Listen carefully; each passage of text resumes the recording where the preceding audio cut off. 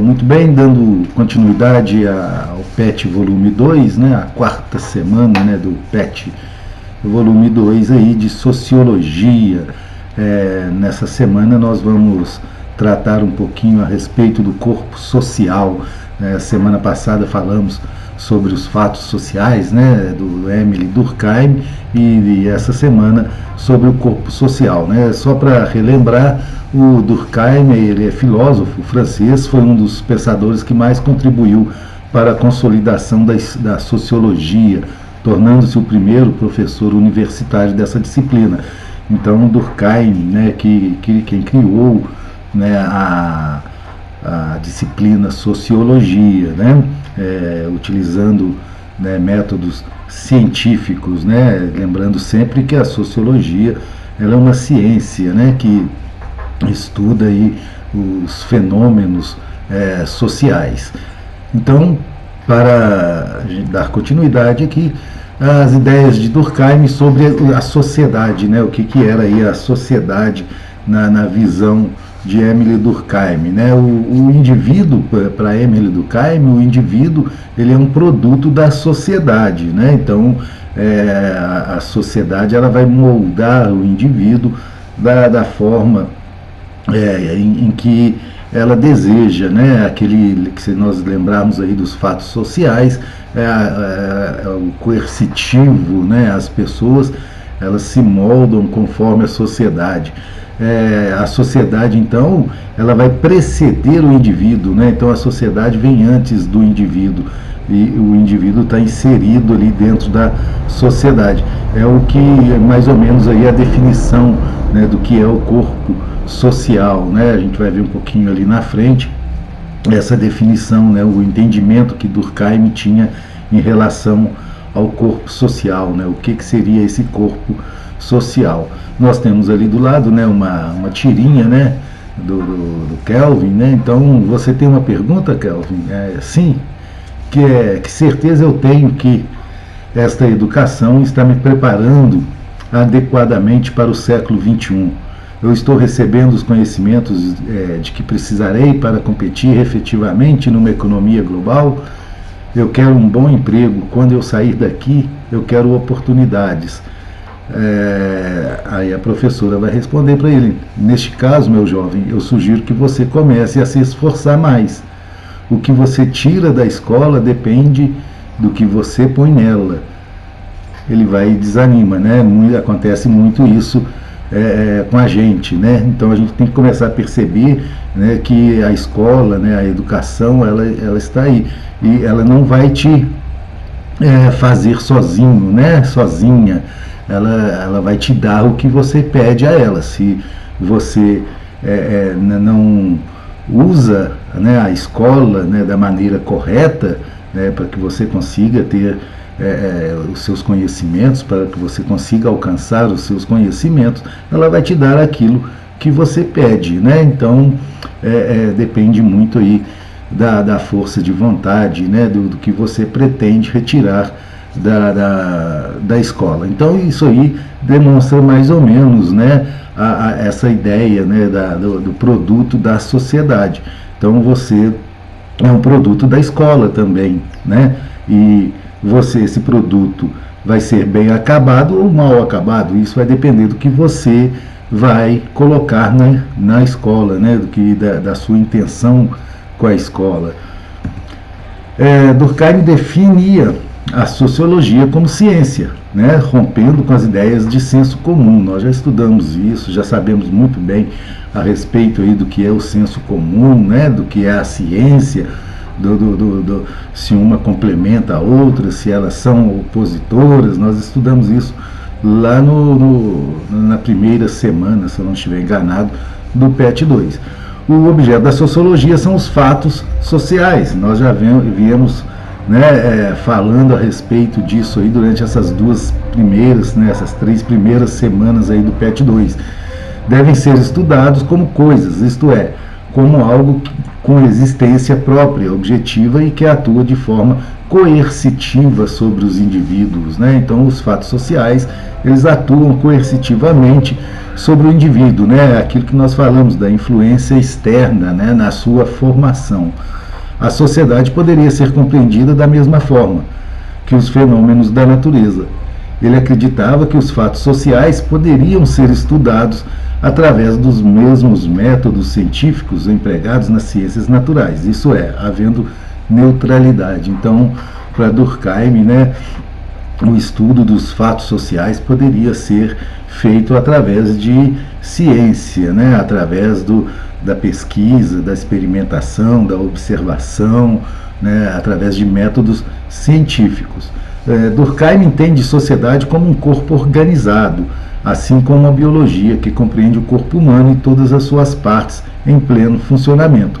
A sociedade seria a soma de partes em operação e cumprindo as suas funções, né? Então, para Durkheim, os indivíduos fariam parte aí de um corpo, né? Esse corpo é a sociedade.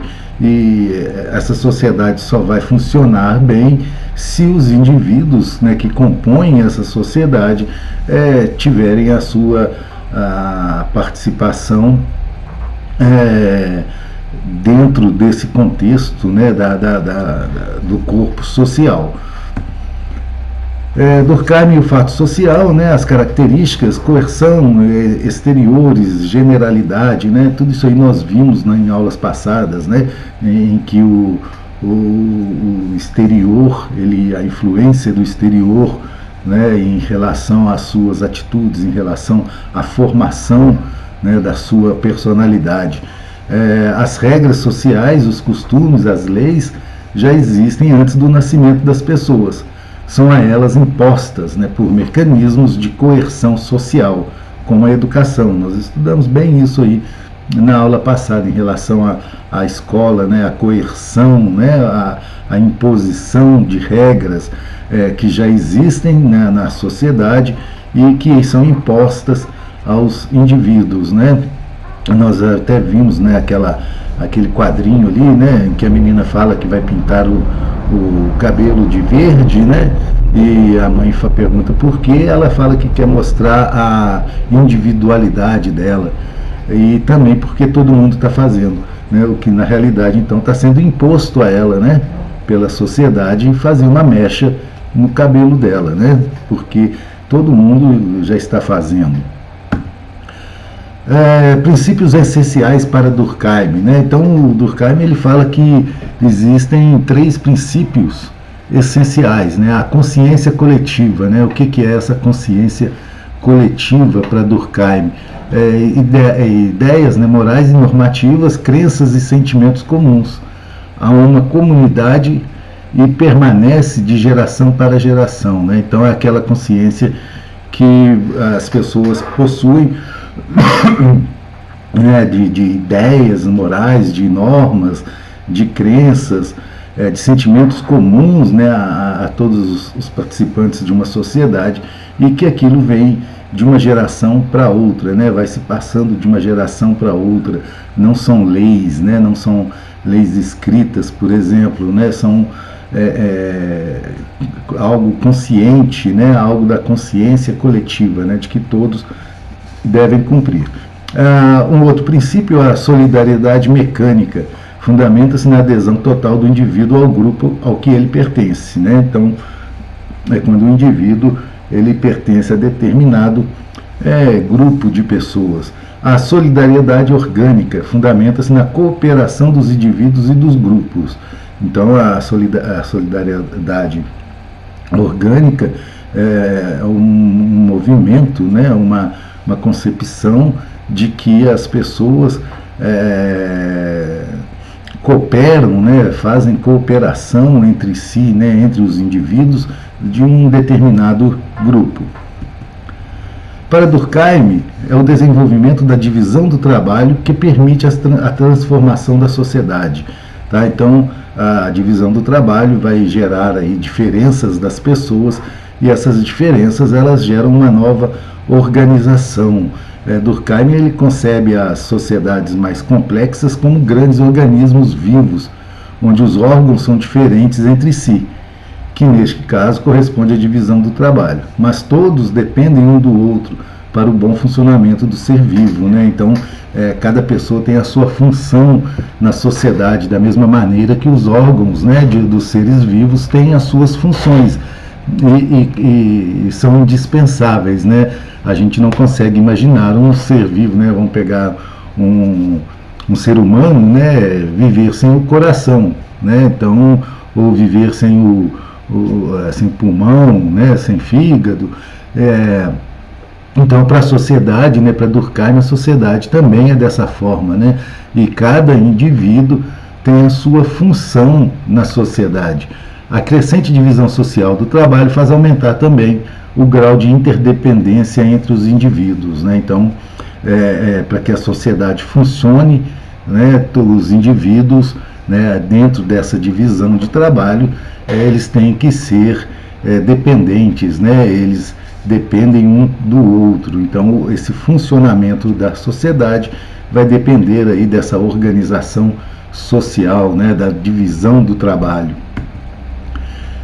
Durkheim também, né, fala aí a respeito das transformações na estrutura social, implica mudanças, né, e os fundamentos morais que vai gerar aí o controle social, né, reforça o domínio da sociedade sobre os indivíduos.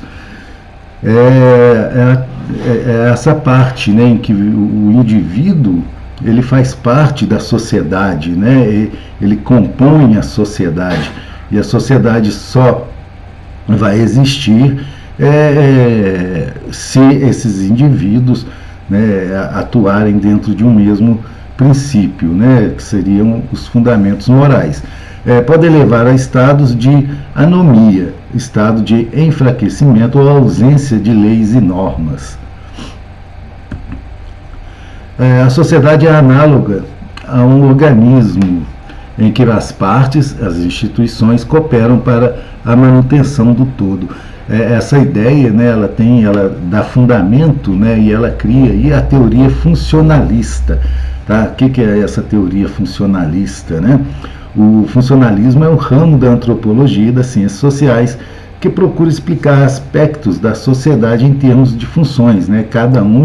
Cada ser, né, tem a sua função aí dentro da sociedade. Para ele, cada instituição exerce uma função específica na sociedade. E o seu mau funcionamento significa um desregramento, né, da própria sociedade. Então, para Durkheim, as pessoas deveriam, né, ter dentro das normas, né, sociais aí, um funcionamento para que toda a sociedade pudesse funcionar, né, daí vem o nome, né, funcionalismo, funcionar adequadamente. A sociedade tinha por finalidade não só explicar a sociedade, né, a sociologia, como encontrar remédios para a vida social, como encontrar curas, né, para os problemas da vida social. A sociedade como organismo apresentaria estados normais e patológicos, isso é, saudáveis e doentios. No que se refere aos doentios, né, a criminalidade, né, o preconceito, a discriminação, tudo isso faz parte da parte doente da sociedade, né? E cabe aí à sociologia encontrar remédios para curar essas doenças, né? E também explicar essas doenças. Durkheim entende que as desigualdades sociais e todas as demais anomias, né? O que são essas anomias que a gente sempre fala? É um estado de falta de objetivos e regras e de perda de identidade, provocado pelas intensas transformações ocorrentes no mundo social moderno, né? Então, a falta, né, de objetivo, de leis, né, de normas, de regras na sociedade, isso transforma esse estado em um estado de anomia, né, onde que falta esses objetivos. São decorrentes e derivam das tensões inerentes à transição da solidariedade mecânica para a solidariedade orgânica. O conflito de classes expressa a realização incompleta da solidariedade orgânica na recém-desenvolvida ordem industrial. Então é isso. Quando surge, né, o desenvolvimento industrial, vão começar a surgir aí conflitos de classes, né, de classes sociais, né, e isso vai expressar a falta de cooperação na sociedade, né, ou a incompleta solidariedade orgânica, né, porque para Durkheim deveria existir aí a solidariedade orgânica, né, um dos princípios, né, das ideias de Durkheim seria a solidariedade orgânica, que é a cooperação entre os grupos. E a disputa, né, das classes, né, o conflito entre as classes mostra aí essa falha, né, a solidariedade orgânica sendo incompleta. A normalidade são que desestabiliza o funcionamento social e ou as instituições sociais. O sistema sociológico de Durkheim, né, a sociologia é uma ciência independente, né, das demais ciências sociais e da filosofia, né, isso aí na concepção de Durkheim.